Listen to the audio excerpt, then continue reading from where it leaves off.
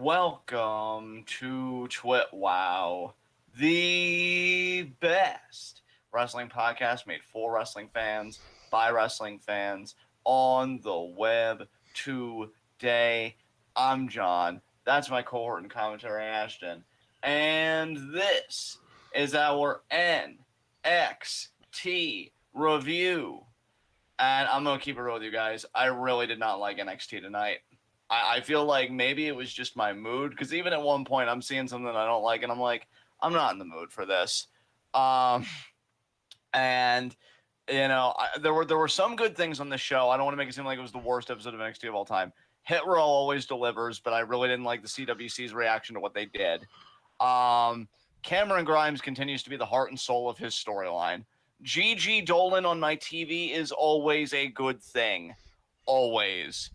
And Loomis and Indy, even though, again, this kind of harkens back to a nitpick last week, it was fine. Johnny is fucking hilarious. I think Johnny, to me, is what you said Fandango was a long time for you. He's just got a direct line to my funny bone. It's amazing, again, how full circle he's come with me. And the breakout tournament continues to be fun. So, again, it's not that it was awful, but, like, the things that I didn't like, I just had a really visceral reaction to. So, yeah, if I'm being fair, I'd probably give this NXT a 6 out of 10 for me. I was going to give it a 6.5, actually. Yeah, so I think we're both being very fair in our assessment. Anything you want to say before we get into the formal segments? Yeah, actually, I think NXT, if they didn't have commercials, that opening match might have been a fucking match of the year candidate, low key. Yeah, I really, really enjoyed that. But you know what? Before we get to the positives, let's get to the negatives, because, man, I'm packing something tonight. Heat of the night. And I've got 3. Well, okay. 1 annoyance, and then 2 heats of the night for me. I guess I'll just go in order from the annoyances to the actual things I'm pissed about. The annoyance being O'Reilly Cole not being a loser leaves NXT matchup. I said a few weeks ago on the podcast, if it wasn't that, I couldn't buy it. Well, they tried selling it, and I'm not buying it. They're doing a 2 out of 3 Did falls you see? matchup. Yeah, I was going to say, it's so weird because Regal made it seem like it was this big deal that it was a steel cage, but the steel cage match in kayfabe, we know it actually will happen. But in kayfabe, there's a possibility that the steel cage match won't even happen. Yeah. Like, they made it, I think they're calling it the undisputed finale or blow-off or what the fuck ever. It's 3 stages of hell. Or 2 out of 3 if you prefer. First fall, standard match, O'Reilly got to pick. Cole said, you and I want the same thing, in his promo. Street fight. They start brawling, then Regal makes a steel cage. Okay, so I just got to be honest, guys. I'm really not in the mood tonight. And I don't know if this is a carryover from my more depressing tone on the SmackDown review. I don't know what's going on with me. But this is stupid. Like, everything about this is stupid. I like O'Reilly's rationale for the first fall, and I like Cole's rationale for the street fight. The steel cage makes no sense to me, because I would have preferred, like, either a last man standing or an I quit or something like that. Because, man, maybe the idea is, oh, nothing can contain their rage but a steel cage. And it's like, I'm not buying it, but I'd be far more forgiving, though, if there was some grander stake here. Like, it's so obvious based on the story. These guys can't be in the same vicinity as each other. I mean, Ashton, again, I'm really not trying to be hyperbolic here. I'm not trying to be overly salty here. But you see how these characters are interacting with each other. They've literally tried taking each other out. When Cole took O'Reilly out, he sold it so fucking well, people thought he was, like, in diabetic shock. He was having a diabetic seizure. And Cole sold his like death, and they did an exclusive where they helped him to the back, and his back seemed utterly destroyed.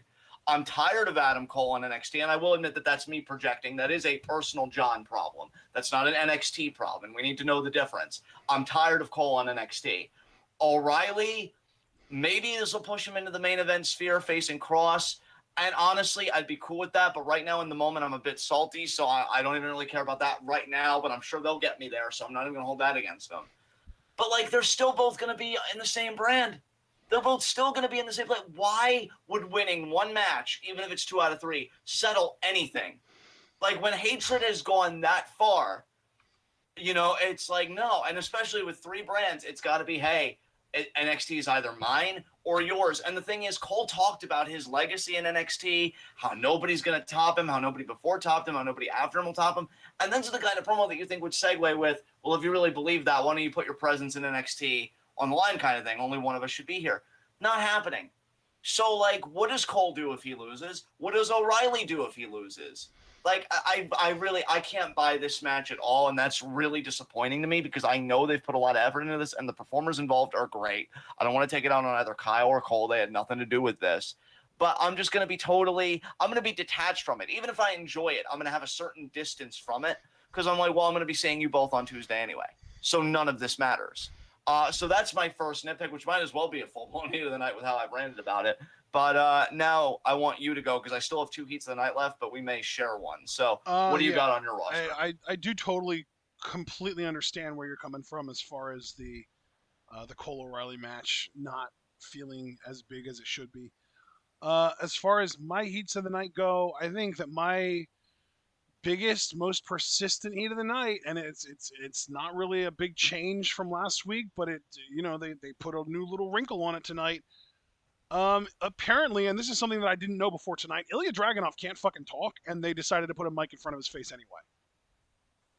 Yeah, I'm gonna be on this portion of NXT. Like, I had stuff going on. I paid enough attention because I heard the line where it's like, I talk with my fists, you know, not with my words kind of thing. And it's like, boy, do you ever. Because I enjoy watching Dragunov in the ring, but we'll get to that. Yeah, well, that's kind of my thing, is that, like, I want, like, okay, let me backtrack a little bit. You know, I am not looking forward to Dragunov versus Walter. And there are plenty of reasons for that, but that doesn't mean that I don't want it to succeed. That doesn't mean that I don't want Dragunov to succeed. That doesn't mean that I don't want Walter to succeed. I want everyone to succeed.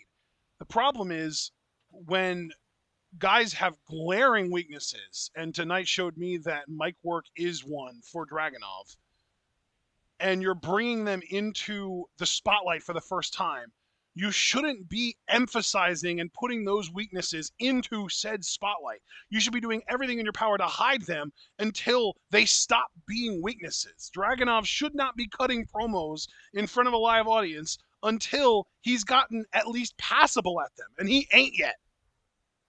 I've got really nothing to say here. That's perfectly agreeable to me. There's no bigger discourse to be had here. May I go again with my first, like, full-blown heat of the night here? Yes. Or is there anything else you want to say? Please do. Again, I don't know if it's me just being a salty prick. I'm over Tian Sha. What the fuck was that tonight? They have Boa come out, finally ready to debut, which I was hyped for. He has a good look, and I know WWE wants to get Chinese superstars off the ground, and they should. Like you said, I'm with you. I'm rooting for everybody. God. And they have fucking Maverick be competitive with him to the point where Mei Ying has to blow dust in his face. Like some almost like Mr. Fuji shit from back in, like, what was that, the 80s? And that's how fucking Boa, who towers over Maverick. Look, I hate to sound like a McMahon boomer here, but I'm watching this and I'm like, you know, if all the things we're hearing lately are true, and I do emphasize are because we never know, we're not there, I can see it, actually. Because, you know, Drake's a good promo when he wants to be. I'll give him that. And in his division, he can even be an exciting competitor. But I'm sorry. This whole gimmick with Tian Sha is they beat the vulnerability and the weakness literally out of you. We saw the vignettes of what both Boa and Zaya went through. Yep. And you're telling me this little, you know, in the words of Pat McAfee about Adam Cole, this little beta maniac is going to be competitive with fucking Boa to the point where Mei Ying has to interfere on his behalf. I'll tell you what I was thinking when I watched this, bro. And again, maybe I'm just being a salty prick tonight. I don't know, guys. Maybe it's a John problem. But I'm watching this, and you know what I'm thinking? Fucking scrap Tian Sha as like a faction and put all the focus on Mei Ying. Because she's got the look, she's got the presence, and honestly, you could even have her do intergender matches every now and again. I could buy her beating Drake Maverick with how she's been presented. But Boa and Zaya, and Boa hasn't stepped in months. Like, he should destroy him because in kayfabe, right? In kayfabe, I'm buying into this universe. I'm dwelling in this universe. If Bo is not wrestling, you know what I think he's doing? I think he's hardening up. I think he's training. I think he's getting his mind and his body right. And here I see that he needs help to beat fucking Drake Maverick. Fuck all the way off with this shit. You want to talk about suspension of disbelief? That is a big ask, fam. Yeah. And I'm talking purely character-wise. Look, if you had a character where Drake Maverick might have been possessed or something, and that's why he was competitive, sure.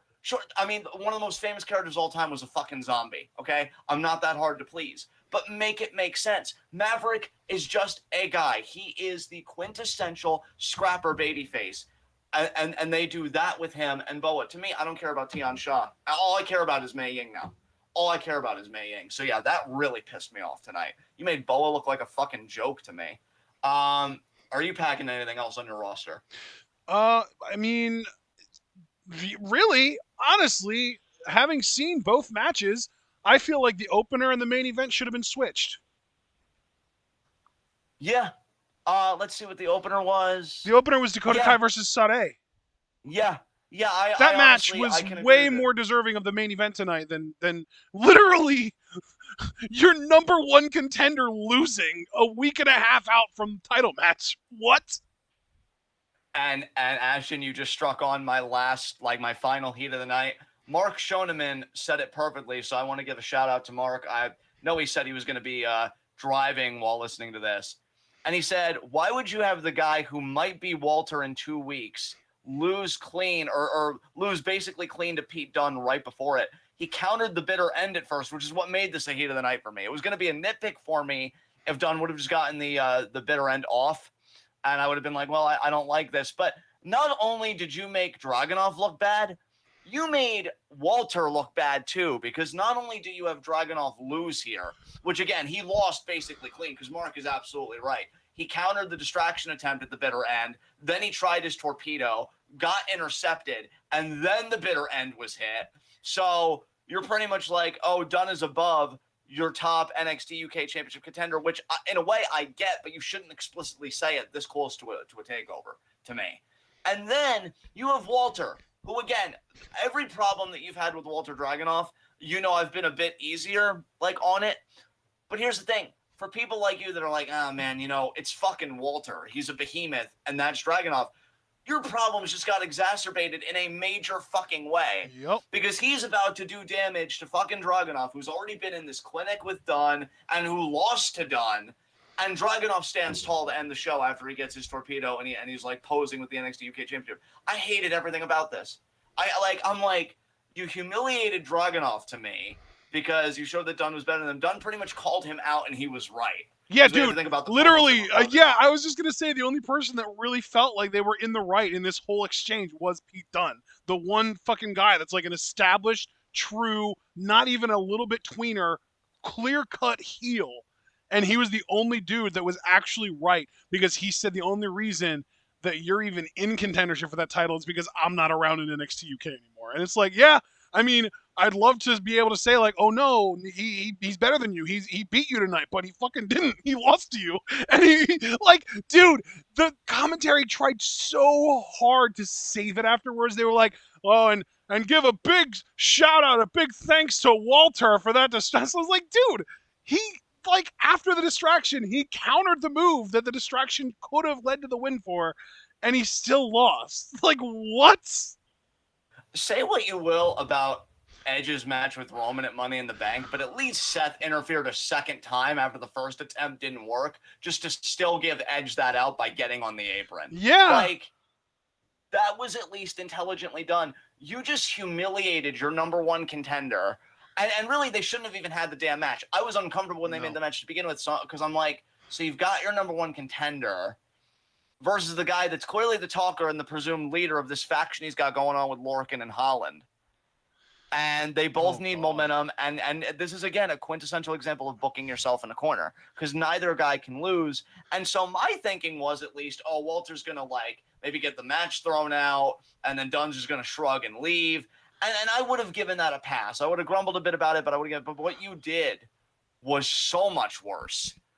Jesus Christ. And again, people... You know what? If you absolutely needed for Pete Dunne to look this strong, and you were perfectly fine with Dragunov losing, why not swap opponents between this match and the fucking Boa match? Have Boa beat Dragunov because of Mei Ying's dust spray or whatever the fuck you call it, and have Dunne just destroy Maverick. Yeah. Yeah. Like, I can't really say enough, guys. This episode of NXT, there were good things about it, and I really can't wait to talk about the good things. But the things that were bad, the women, end of list. Yeah, pretty much. Yeah, because outside of that, again, and I did enjoy the way, but again, it goes back to the prior heat of the night, which we're not going to get into from last week. Of like, why not just have Loomis win? God forbid he wins a big match. Yep. But the things that were bad on this show tonight just made me so goddamn angry, because I'm like, you're actively sabotaging your own product with this booking, and I don't understand it. So yeah, I'm a bit more passionate tonight, I guess, in this segment. But is there anything else you wanted to get off your chest? I mean, I just kind of going back to what my one heat of the night. I feel like this, if you were gonna have your number one contender fucking lose and then quote unquote stand tall because he hits Walter with his finisher as he gets in the ring, there's no reason that was going to be the main event. But if you were going to have your number one contender beat a literal undefeated opponent in a fucking 20-minute classic, that's main event worthy. Why did Dakota Kai and Sarai open the show and not main event it? I don't know. And so that's the perfect segue. Let's get into our NXT review. We know that Ember Moon isn't medically cleared. So is that a kayfabe thing, or is she legitimately having problems again? She might legitimately be having problems again, because I have not seen anything in kayfabe. You'd think in kayfabe they'd set up like an attack or something, but nah. Oh no. That makes me worry, especially because I was living for strong style Ember and just her whole style and how she reinvented herself when she came back. I hope it's a temporary thing. I hope it's just like a sprain or a strain or a muscle ache or a dehydration or something temporary. I hope it's not like another fucking tendon tear or some crazy shit like that. Yeah, I don't know if she's written about it. Let's see. Yeah, they didn't go into it. They just said it was deemed not medically clear. And then Ember tweeted 4 hours ago, at WWE NXT, this has been an extremely rough month. I am angry and gutted. I was really looking forward to this match and getting back on track, but just got another pothole in the road. I'm sorry. So Ember's clearly not in a good mood, and I can't say that I blame her. So we do get Dakota versus Sarai. I mean, what more can you say? You have two honestly, women that are at the top of their craft. This was fucking great. If you guys didn't see this, you should go back and you should watch it. Bro, since you actually did watch this, I want you to take the reins, because you sounded absolutely giddy about this match. Like, every time you've talked about it, your voice seems to go up in joy a little bit. So what were some of your favorite highlights from this match? I think the reason that I enjoyed it most, though, was just how much time they got, how many false finishes, and not like, I shouldn't even say false finishes, how many good kickouts we got, because they weren't false finishes, because they weren't off of finishers. So I shouldn't say false finishes. I don't think Sarai hit her Uranage at all in this match, did she? No, she didn't. So that protects that move, which I also love, as you probably already know. And Dakota Kai didn't hit the chiropractor, did she? No, and she didn't hit the go-to kick. She won with the Kaio kick. So yeah, and the Kaio kick was literally the only finisher that either one of them used the entire fucking match. Like, you want to talk about a match that's designed to make me happy? This was it. Yeah. And what I love too, and I don't know if you caught this part, but I just wanted to kind of I will say I didn't watch this match very thoroughly. I was skimming through it because I was trying to catch up with what was going on TV Live. No, I get that. I was going to say bring to the fore the more narrative aspect of, I love that she won with the Kaio kick when that's the move she stabbed Raquel in the back with. Yes. So I love that sense of like... Not only did she win with the Kaio kick, but that might have been the best looking Kaio kick I've ever seen in my fucking life. That was brutal. Like, you could even tell she put her weight behind it because she looked like she was about to split like a goddamn wishbone after hitting it. Two things that popped out to me on Sarai's end, because, guys, I've been praising Dakota really aggressively for a while now. I think she's a ring general. You know, I'm rooting for her takeover. I think you even said, like, within her first 2 months of turning heel, this is the Dakota Kai that I could believe as NXT champion. and that belief's going to go all the way to TakeOver 36. I know we always keep mum before preview predictions, but you guys know I've been loud and proud. I am putting my money on Dakota, and we'll have to see how that goes. But to give Saturday some love, like everything this girl does, like I will say I did see her drop kick spot where it's like the Nuts Point drop kick, where she puts her entire body into it and basically lands face down on top of the opponent.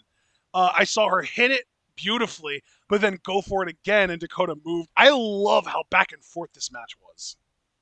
It really felt like a game of one-upsmanship between the two, and you know who's better. And again, like you said, as far as like the big moves to try and get the win, the Kaio kick was the defining move in more ways. And she only had to hit it once.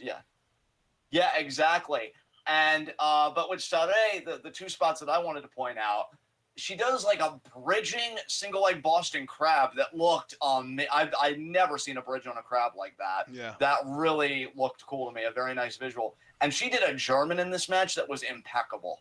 Just perfect form. The bridge was immaculate. Saturday's ability is second to none. Yep. And so again, I've already praised Dakota to the hill. You guys know how much I love her. Especially, you know, again, at Per Ashton's point, since she turned heel and since she really has become, in my mind, the captain of Team Kick.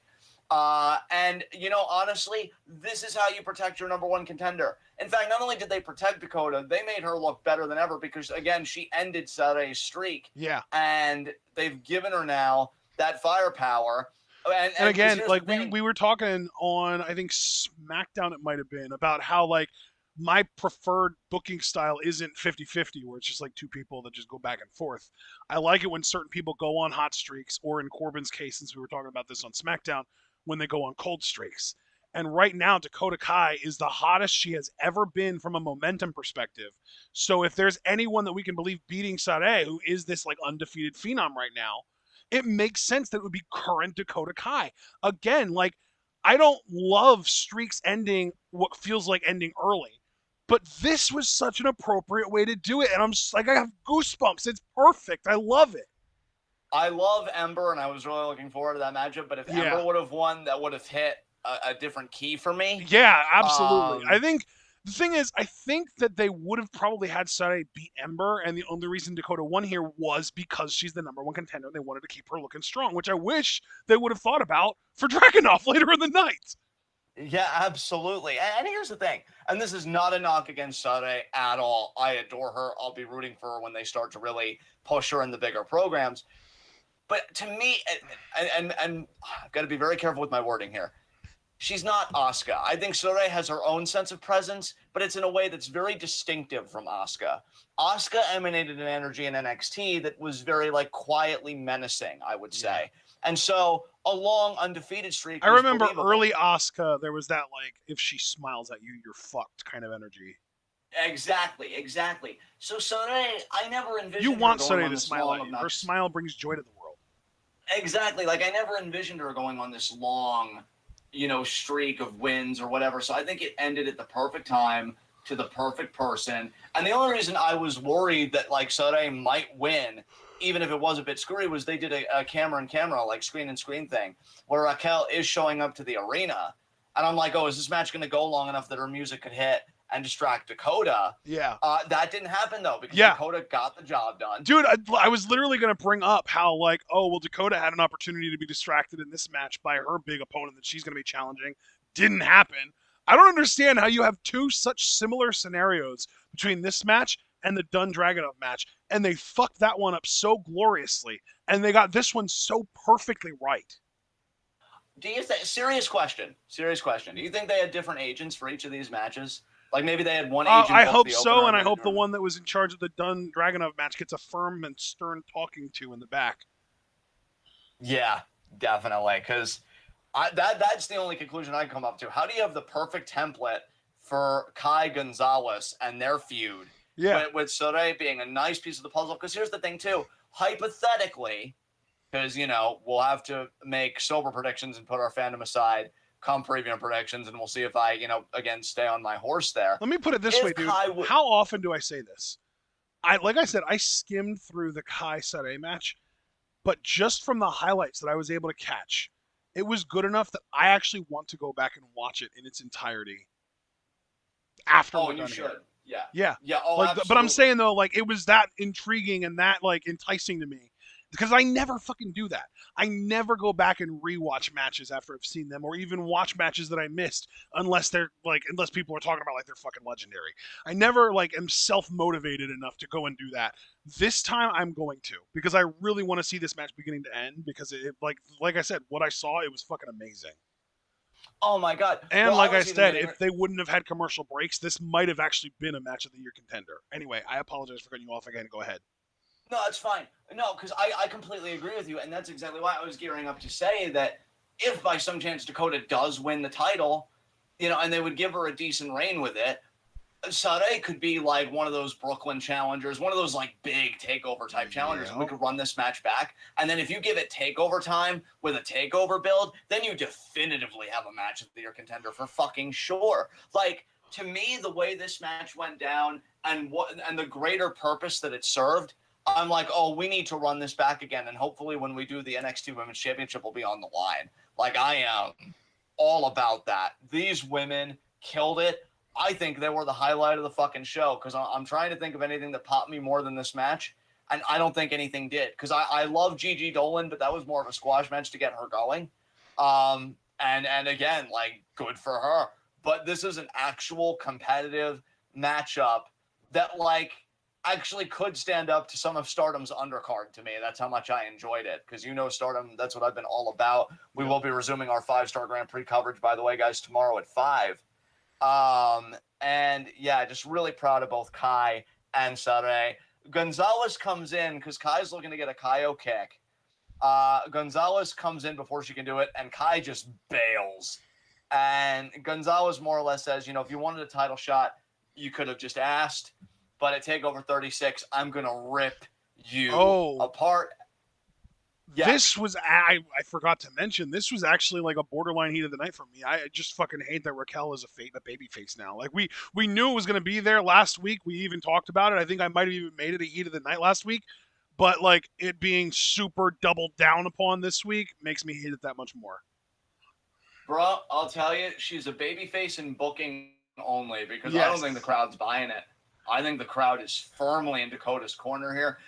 And that is the one risk. It's weird though because it's like the crowd is right in this particular feud, but then I feel like they are completely backwards on Hit Row LDF. Oh, we'll get to that momentarily because I completely agree with you. But I guess that was the one risk you were running with this program because Dakota's been with NXT so long. Yep. And beyond just being with a place for so long, when you're also good while being there for so long, people want to see you get your due. She's kind of like the Christian of NXT in that way. Like everybody wanted to see Christian become a world champion because he was such a solid hand, a great personality. You could put him in there with anybody. He'd probably give them one of their best matches in their WWE tenure. They wanted to see him get the nod. I think Dakota's in that exact same spot. She's been in NXT so long now, has suffered injuries, has come back from injuries, has been consistently one of the best and most understated performers that NXT has because I don't think she has the most explosive personality, although I loved the whole promo she did last week, as you guys know. And I think people are just saying, like, we just want to see her get the belt one time and really get her due. And when you have Gonzalez, who is very clearly the priority in the project because of her size and her look and everything else, you're not going to get what you want here. Yeah. That's the only big deficit to me because I actually can appreciate the story, especially with the way Dakota relays it and everything else. And I think the psychology of the match should be interesting because the smaller competitors work and heel. But yeah, like people they want Dakota right now. That's their preference. So we'll have to see how that goes. Yep. But then, my friend, because you had mentioned this, we actually know before this, we get the first vignette of the Loomis and Indy first date. I like to do these all together. So what did you think about these tonight? These were fun. I enjoyed them for the most part. Actually, you know what? I take that back. I loved these. I thought about the first couple and I was like, yeah, they were okay. And then the last one really won me over. The last one I loved. So the first one was, it was pretty cool. It was okay. It was like the whole thing at home and Candice and Johnny talking about the kids and talking about Austin's running around half naked in the woods somewhere. I thought that was funny. And then Dexter shows up and get the grilling by Johnny, talking about you're going to take her to a nice restaurant and you're going to have her home no later than 10 p.m. And I thought that was funny. And then, Indy shows up. And I also noticed Loomis bought her either intentionally black or just straight up wilted roses, which I thought was hilarious. And then we got the second vignette, which was them at the restaurant, and we've got Candice on the walkie-talkie with Johnny. Indy catches her, calls it off, and then goes back to the date. And then the third one was the cake delivered by Johnny in Loomis's face. And Indy's like, oh, like I said, I've always got a little extra time for dessert. And she licks the cake off his face, goes in for the kiss, covers the camera. I loved it. I thought that was great. You know, if it was anybody else, I'd probably hate stuff like this, like viscerally. But I think everybody is so committed to their roles. I think this is going to be great for Indy. I'm amazed that this hasn't like caused an implosion of the way yet, at least. And I'm talking like completely, like Indy being done with them and stuff like that. Because I always envisioned, and I'm guessing I'm wrong on this front, but I always envisioned when the way would break up, like all factions inevitably do, that it would be two big takeover matches, Indy versus Candice and Johnny versus Austin. It's kind of a passing torch thing for both, you know, the man and the woman respectively. Now I'm not so sure. Because, like, even the first vignette, Johnny's like, you know, we want to keep the family together, you know, per what you said about Austin. Because they're like, he's out there running around naked in the woods somewhere. And they want to keep it together, so they want to try and make it work. And again, like, all of that rhetoric makes such sense. I just wish Loomis would have won the match to begin with. Because then it really would have been like, you know, we lost, we just got to make do. The restaurant stuff was great. Johnny, again, his comedy is really speaking to me. It's working, and I love it. Even Candice in, like, this motherly role. Like, yeah, it's got its obnoxious moments, but in a good way, though. Like, she kind of makes me laugh, too. I'm really liking the work that both of them are doing right now. And, yeah, Indy's doing great with what she's given. And Loomis, to me, I think the only downside with Loomis is I'm loving him in this, don't get me wrong. But the dude's got such a great look, and he's got such a unique character that I wish he was doing stuff like this, but also doing stuff beyond this, you know, higher up than this. I'd still love to see him in, like, North American title contention and stuff like that. But, yeah, this was great, man. I completely agree with you 100%. So now let's get your thoughts. Since, again, you did say that you caught up on everything, so I'm good to give you the ball. Because this perplexed me, too, and you kind of alluded to this earlier, the Hit Row vignette. Yep. What do you think about this? Oh, let me put it this way. The vignette itself, great. The crowd booing it, what the fuck's wrong with you? I had the precise reaction you did. I really did not understand. Like, here's what really confounded me about it. Like, so Hit Row's energy about this, you know. Do you know what I think would have made this vignette even just a little tiny bit better? What's that? If Top Dollar would have spit that gum into the trash bin as it was burning. Yeah. Because it's like, great. Not only are we burning your lucha mask, but we're literally spitting on your tradition. Fuck you. Exactly. That would have made it feel more heelish, too, and then I would have been a little bit more willing to believe why the crowd was booing, you know? And to me, like, I just kind of shook my head, because, I mean, they more or less, Swerve summed it up best. When you took my grill out my mouth, you disrespected me, facts. You disrespected Hit Row, facts. And you disrespected our culture, facts.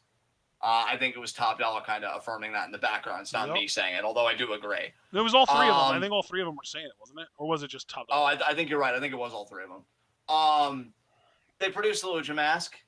And then Swerve doing it was like respect. Super generic Lucha Mask too. It wasn't even actually El Hijo del Fantasma's former Lucha Mask that he actually used to wear. It was just like this random generic flaming Lucha Mask. Like it even had flames on it before they put it in the dumpster. That's like it's like they're going out of their way to be like, we're gonna disrespect you, but not too much.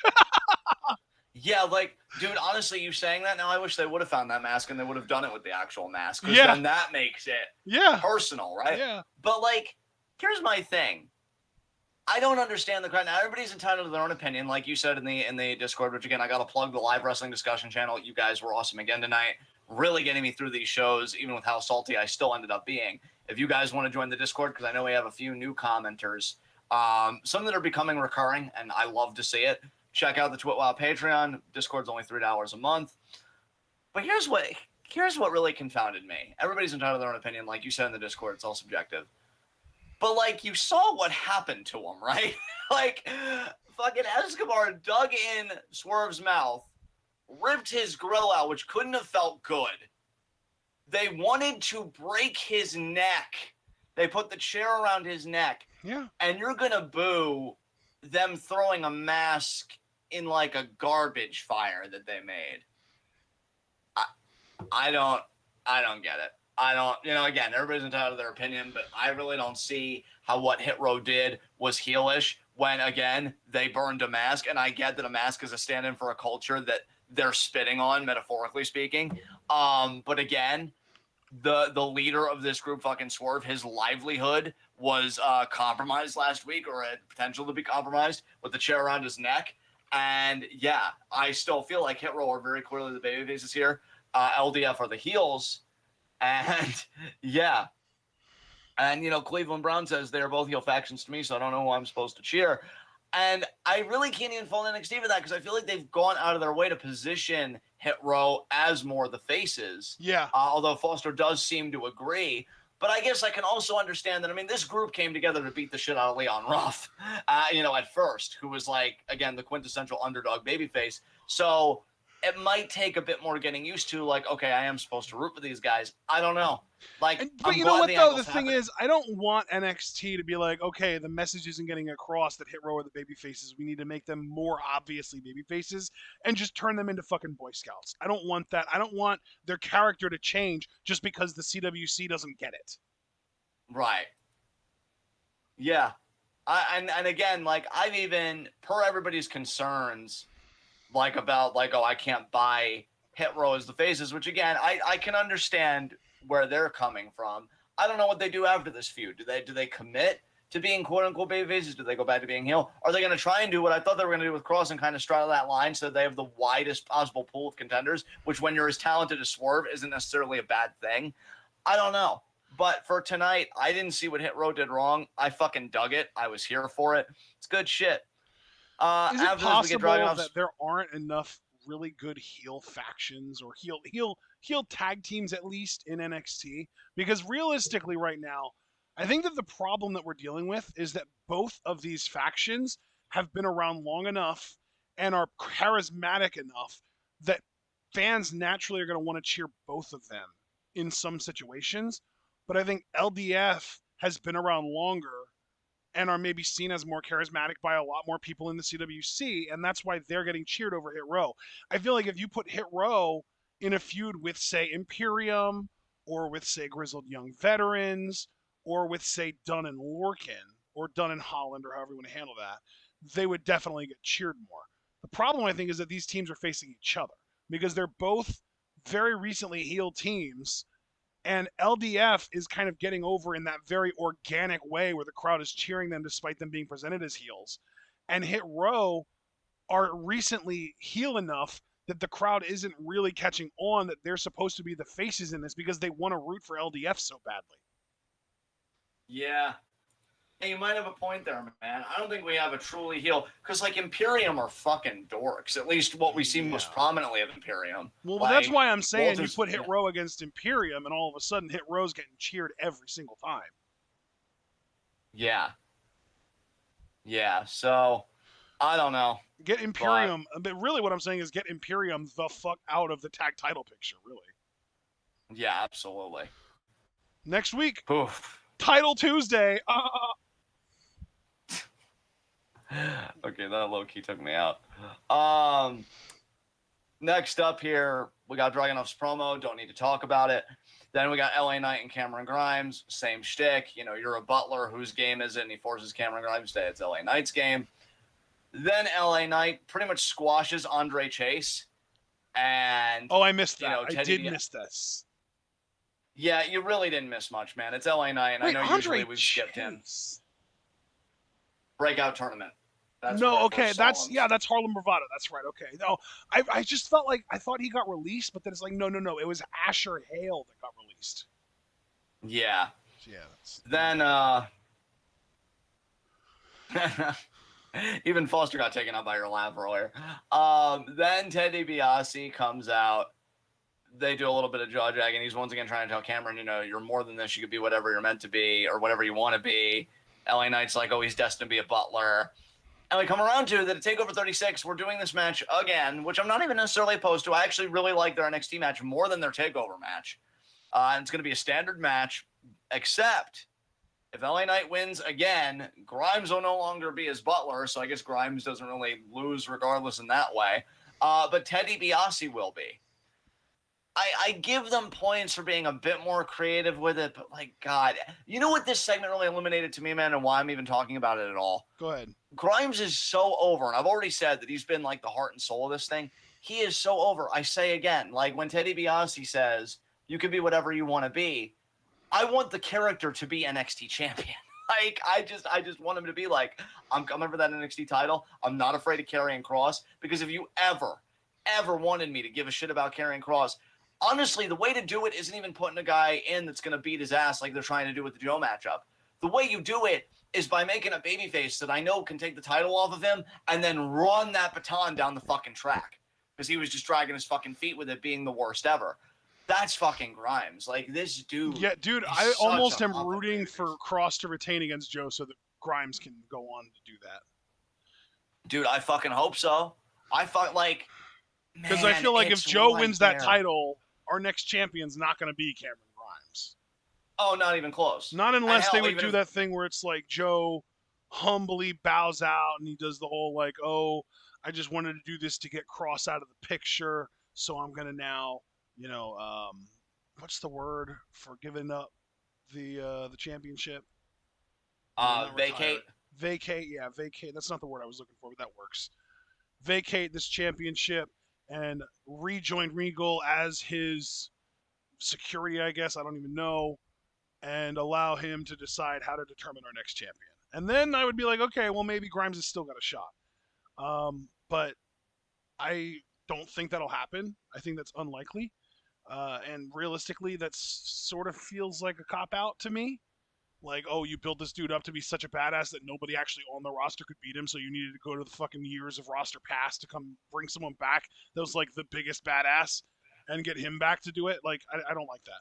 So I think Joe needs to lose and then Grimes needs to be the one to do it. Dude, you know I've been saying it for a while now, and I was even getting ready to apologize to you guys because I know I've made this point before, and I promised when we were going back and doing reviews, I would try not to be redundant. Mainly, though, that was for Heats of the Night, but for things that I want, I think I just keep saying it because I believe in, like, willing it into the universe because he's so over. He's so over with this fucking ridiculous storyline which again, he has really put his heart into, and it's so easy. Like, I feel like a story like this, and again, I know guys like me are told, you know, you're armchair bookers, you don't know anything about the business, but I look at this and I'm like, how is this not Pro Wrestling 101 to me? Like, how is this not like the quintessential babyface versus heel kind of story? And Foster, hey man, like we said, everything's subjective. You have every right to be unsure on Grimes. For me, as a heel, he's great, but his money is in being a babyface. Abso-fucking-lutely, his money is in being a babyface. And really, I like the heel gimmick that he got like a little bit of a fortune because of GameStop and everything. But with his look and them calling him the Carolina Caveman, are you telling me at a time of unprecedented wealth inequality and where everything just feels so uncertain and unstable right now, this dude, and it's crazy that I'm even saying this because they have radically different looks, but I feel like this dude really could be like a modern day Dusty Rhodes with like his charm and his likability and his aesthetic and everything. This dude's got that everyman look, like a Bryan and like a Stone Cold before him again in radically different ways. I want the world for this dude again as a baby face because he's getting this shit over. And I'm telling you, like, I think him and you know, I don't want to be hyperbolic. It's just my opinion. I feel like if he does go over LA Knight at TakeOver, it could be one of the biggest pops of the night on that show. Him beating fucking Knight for that title. So we'll have to see what happens. And yeah, if he loses, Ted becomes the butler instead. So we'll see. But yeah, I was actually thinking, like, would it almost be better for Grimes to lose that match just to get, like, away from LA Knight in general? Yeah, and then, oh, God, though. You know, though, I feel like in a way he wouldn't because he'd be so guilty that, like, oh, yeah, God. That's true. Ted DiBiase's a butler. Yeah. Like, no. So, I don't know. God. Because, like, maybe he's like, oh, Mr. DiBiase, I think this championship doesn't belong to anyone but you. And he gives it back to him. He's just like, I would love that. Yeah. I would love that so fucking much. Because, like, after everything I just said, having the $1 million championship would be antithetical to that image. Because, like, it's ostentatious wealth personified. I just feel like, Like, he'd be like, the only championship that I'm interested in is that NXT championship right there, pointing at Cross or whatever. You know the exactly.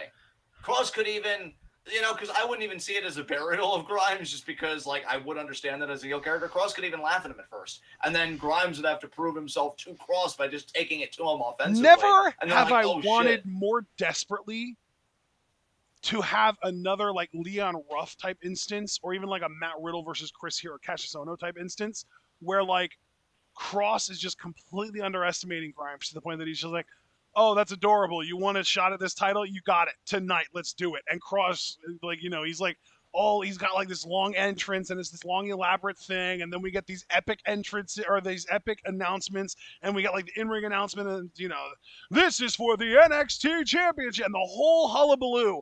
Bell rings, mushroom stomp, 1, 2, 3, Grimes new champion. Fuck you, Cross.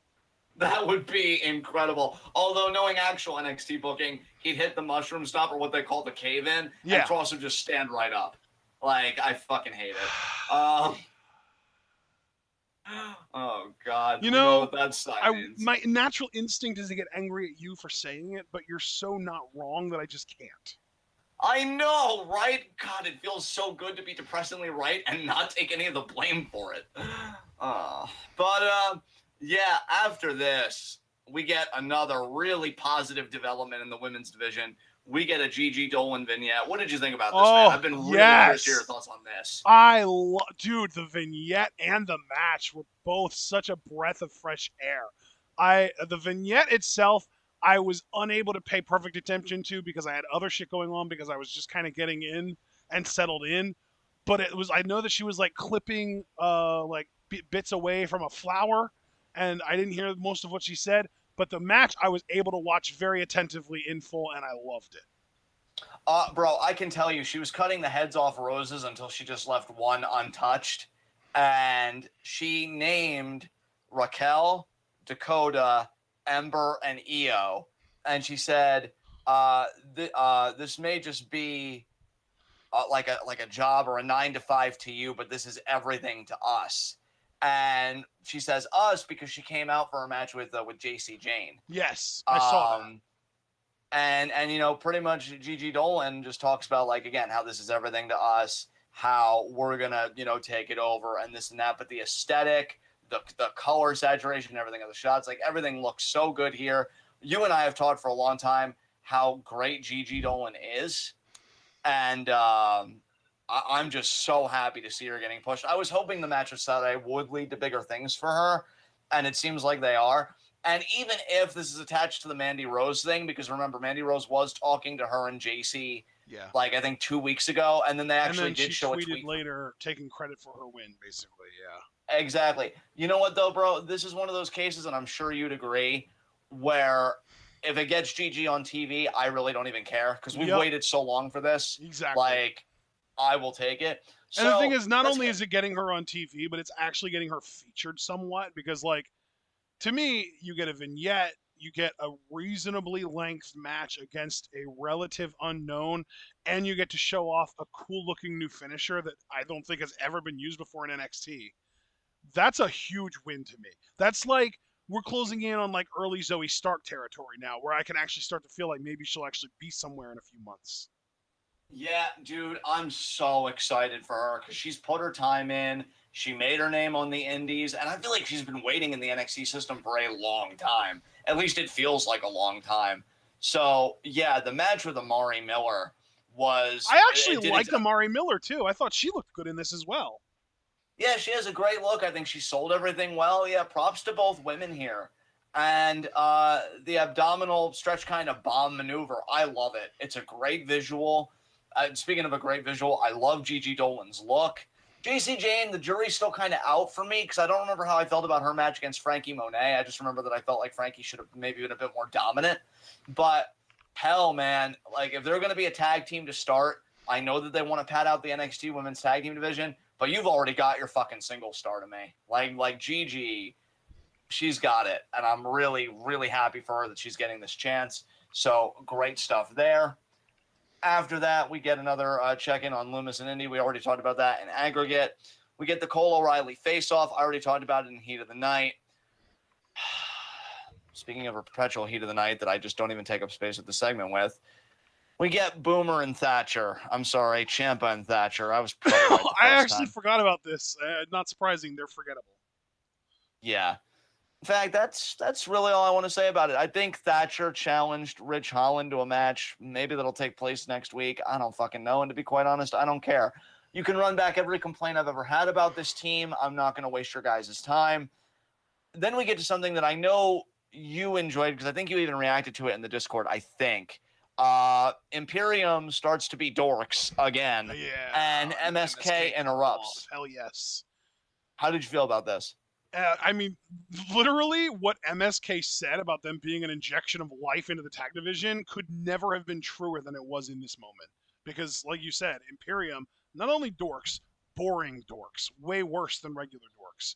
And MSK cut them off and cut an actually entertaining, charismatic, high-energy promo. I love it, and I love them, and forever may they reign until GYV challenges them again, in which case at that point they can lose. Perfect. All right, we get Trey Baxter versus Odyssey Jones. I like this, man. I like Jones's finish for this. I thought it was a very unique finisher. I think he's used a different finisher every single match that he's wrestled for WWE so far. Because the 205 Live match, he literally won with a World's Strongest Slam. And then last match, what did he use to win in that first round match? I forget. I don't know. I feel like it was an Uranage of some kind, but I could be way off base. You might be right. You might be. But now here, he's using like almost like Apollo's old one-arm powerbomb. Yeah. And I think what I like about this dude is that, how can I put this? Like when you look at Odyssey Jones, he's such like a big dude and an imposing dude. Yeah. You can't convince me that he has only one way to beat people. Well, yeah. Dude, I literally had to rewind the tape because I only caught the finisher out of the corner of my eye. I was like, did he just use Tour of the Islands? And I could believe him using that to win a match too, for sure. Yeah, like, I feel like that's another convention. I don't know what made me think of this with Odyssey Jones, and maybe it's just the fact that he did it. You know, I get that a finisher is like the stand-up move because it's supposed to finish the match. Otherwise, it's not a finisher. But at the same time, I feel like some people should just be, I don't know, better than others. So maybe they don't have that one standout finisher, and it's like, look at me. Look at my girth. Look at my presence. Look at whatever I'm bringing to the table. Look at my girth. It's like, finisher, bitch. I could literally spin a roulette wheel, learn the move in 5 minutes, and because of the power I'm bringing to that move, it becomes a finisher. I like that energy from Odyssey Jones, and it's funny because the way I'm talking about him, you'd think he was a heel. No, he's a babyface. He's having a great time with people. He's over too, and that's another thing. He's really over with this crowd. I said in the Discord, this is a very unique gimmick, and I absolutely love it. Honestly. Yeah. He cut a little promo saying that he's excited to be going to the finals. Mama, I made it. And here's the thing, guys. I'm going to reiterate what I said in the Discord. Carmelo Hayes, I love him. I think he's got a great look, great personality. And it's not just like an NEW thing. It's very clearly translated to NXT.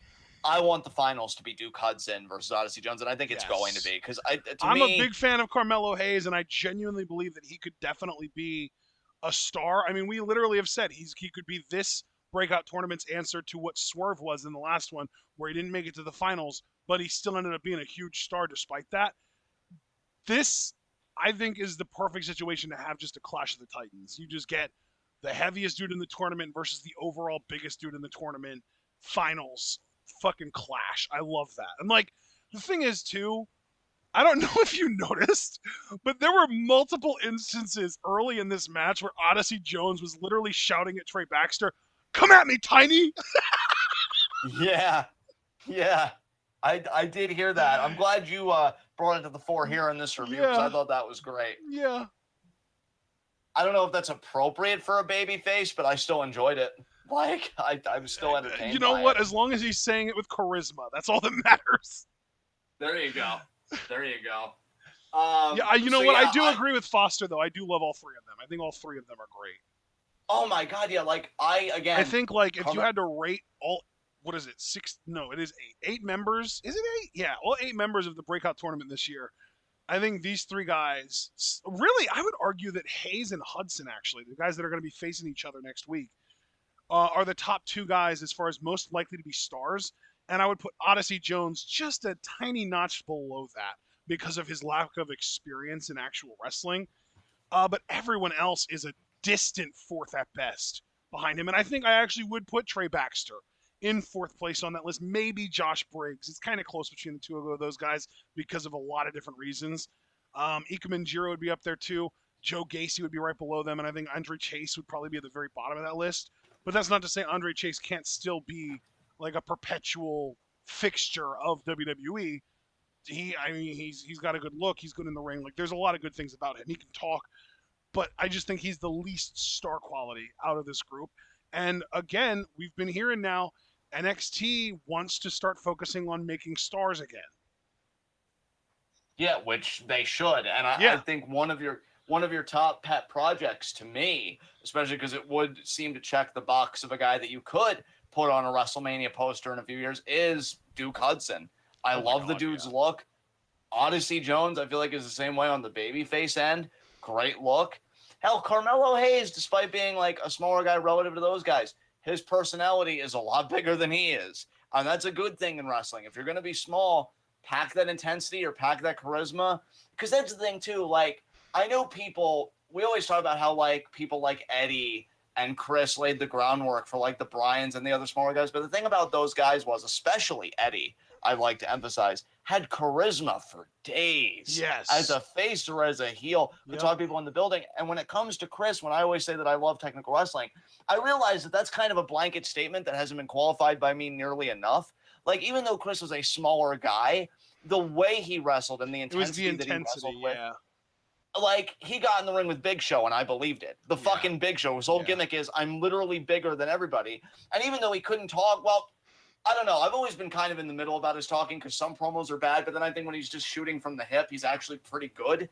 But the thing is, whatever he said, he at least believed what he said. He wasn't a good scripted promo, but he was a good improv promo. Exactly. So, like, again, I'm actually becoming more open-minded to this changing of the guard. If they want to focus on making stars again, because it's like, I don't want guys that just do flippy shit. I want the monsters. I want the characters. You know, I fucking love The Fiend because it was purely a character act. I saw people complaining now that Wyatt got released. Oh, but tell me one great match that he had. And to me, it wasn't even about, like, the quote-unquote 5-star matches. It's that the character had a presence, and to me, up until a time, was incredibly marketable. At some of the most memorable segments. Him having Rollins pissing himself in the corner is one of my favorite Raw endings in, like, the past 5 years, if not more. And I want more of that. And to bring it full circle, I'm sorry, guys, if I took us off the beaten path here. You know, when I look at this breakout tournament, I see a guy in Odyssey Jones who may not have the experience, but definitely has the presence. I see a guy in Duke Hudson who, oh my God, I feel like he's Nexus Wade Barrett kind of done right in a way. Yeah. It's crazy what he, you know, brings to the table. And yeah, and, you know, I get it. Because I'm seeing people in chat now kind of react to some of the stuff that I was saying. Not every gimmick is going to scratch every itch for everybody, but I feel like there should be a little bit of everything. And I feel like with NXT right now, and maybe even the broader WWE, there's just a big asymmetry going on where it's a lot of guys that do one thing, and there's not enough diversity about strengths in that locker room. You know what, dude? I'm going to say it right now. This might be calling my shot a little bit too early. This might be naive. This might be, you know, weirdly optimistic. I think Odyssey Jones is winning this breakout tournament straight up. I think he's winning the whole thing because I feel like Duke Hudson, assuming if he beats Carmelo Hayes, which I think you and I both think he will, I think that he is like that character that needs to get knocked down a peg or two, which means I think he would need to lose in the finals then to Odyssey. And if it's Carmelo, I just can't imagine him beating Odyssey. Yeah, I can understand that. Again, I'm hoping Duke Hudson wins, but I could see I'm Odyssey hoping Jones that Duke Hudson wins as well, because somebody that's already that arrogant winning the breakout tournament, like, to me, that's... Why are you not challenging for the North American Championship fucking immediately at that point? Yeah, and that's the thing, dude. If they keep Hit Row faces, which we don't know what they're going to do with Hit Row,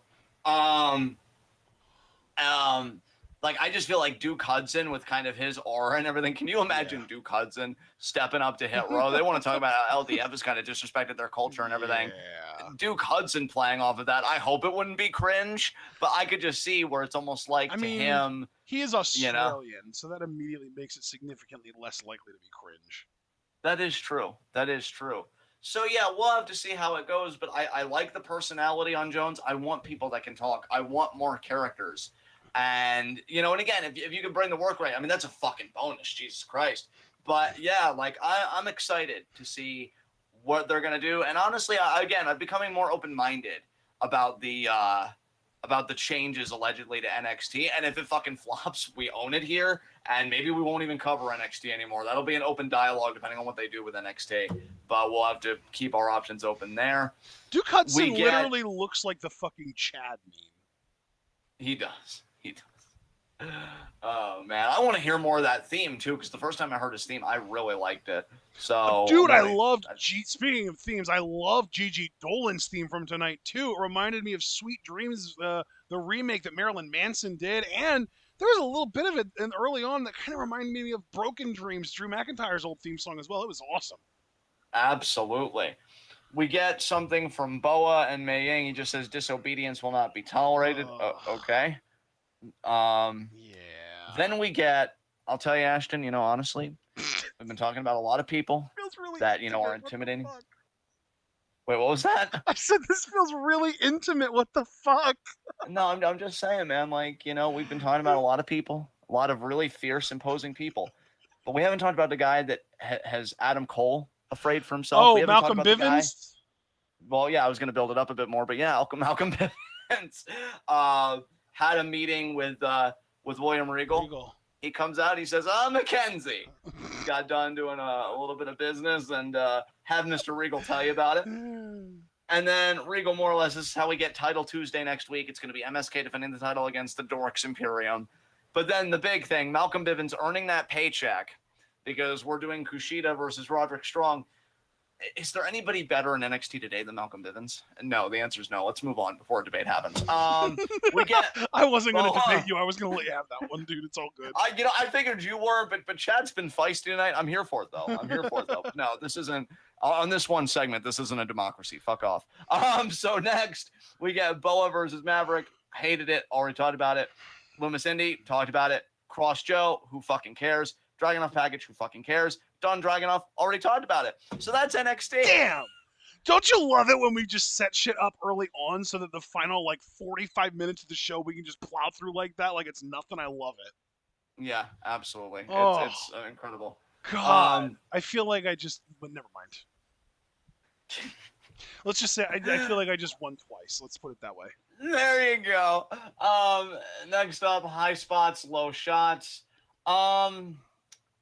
I'm going to say my low shot purely in kayfabe, despite all of my anger and legitimate low shots I could give if I was feeling more mean. I'll say Saray, because now she can tweet #Saray with loss.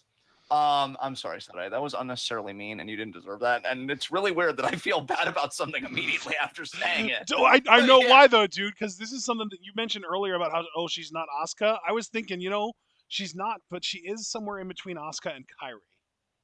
She is. Oh, God. So, listen, Saturday, I'm trying to reform. It's going. But you'll bounce back. We believe in you. Look, I'm an idiot, okay? I'm just a loudmouth Todd man. just called himself an idiot out of the blue for no fucking reason. Look, I'm a loudmouth man with an opinion that I'm sure only 30% people care about, and even that's a little bit liberal if I'm being honest. It depends. If you're talking about the people in chat, it's a higher number than that. If you're talking about people in the world, it's way lower. Yeah, well, see, yeah, what he said. So you'll bounce back. It'll be great. Everything will be fine. And then you can just tweet again, Saturday with other half of cookie because, maybe you didn't eat it. Wouldn't that be a twist? What if she tweets Saturday is sad? Yeah. Ooh, that's... I don't know if my heart can handle that right now. I don't really appreciate you even bringing that possibility to the fore, actually. So, but she already did it. You want the link? Oh God! I'm joking. I'm joking. Okay.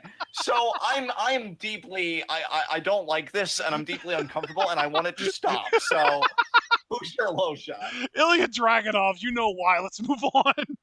Oh God. Honorary high spot to Malcolm Bivens because who the fuck else, literally. And yet you didn't have the balls to give him your actual high spot. Damn, I'm disappointed in you, man. I got to tell you. I think Bivens would be too. Well, I'm disappointed in your face. So mellow in that for a little Damn. bit. I know you're only lashing out. Yeah, I really am. Okay, so the actual high spot. You know what? My actual high spot's Adam Cole because I knew love it. that he's not I taking knew it Kyle's was gonna be shit. Cole. And Cole having the balls to be like, oh, Kyle, you really want people to watch this takeover, don't you? A regular match? Okay, let me up the ante. You guys are getting a street fight at takeover. Give us your $5 for Peacock.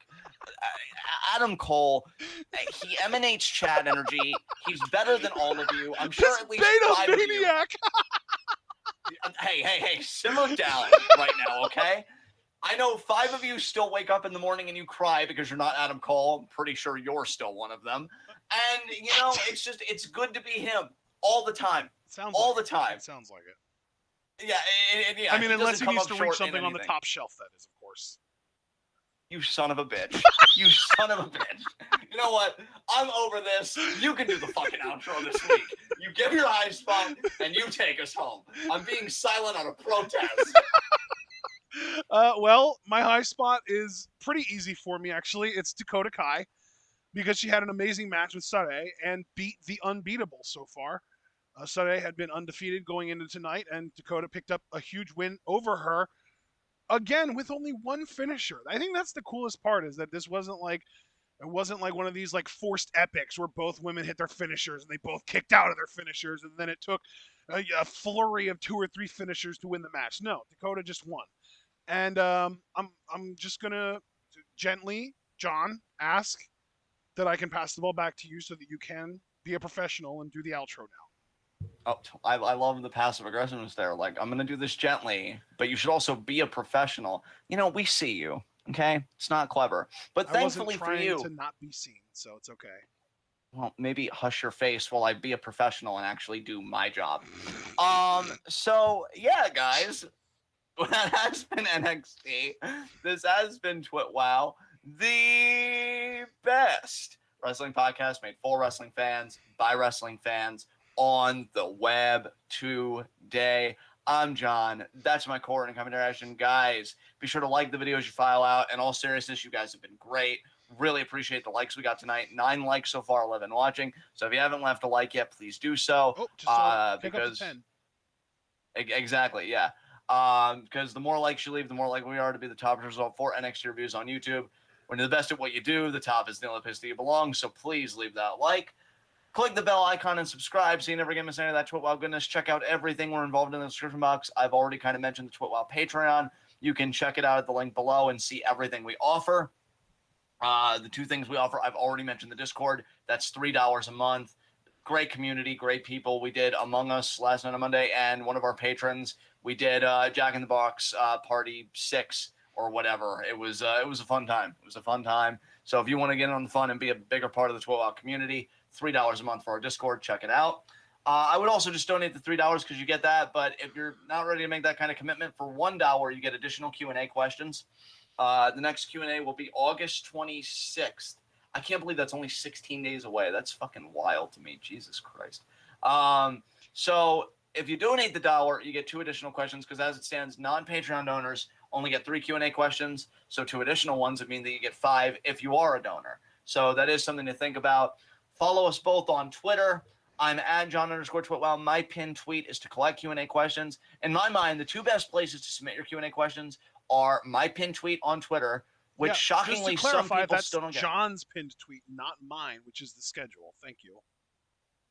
I love that we both had the same thought of just like kind of emphasizing that because I saw it, as you can tell. Imagine literally following the channel for like 6 fucking years, probably more, and literally being here the entire time that we've been doing Q&As, and us maintaining the same exact Q&A structure that entire time, and you getting it right 99.9% of the time, and then randomly out of nowhere you decide, oh, you know what? I think I'm going to reply to Ashton's pinned tweet today to ask my Q&A questions. What the fuck?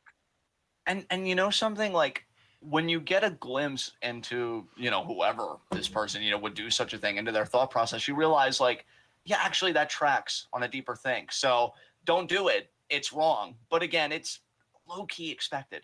So yeah, my pinned tweet, reply to it with your questions. That's the right place to go. Still not acceptable.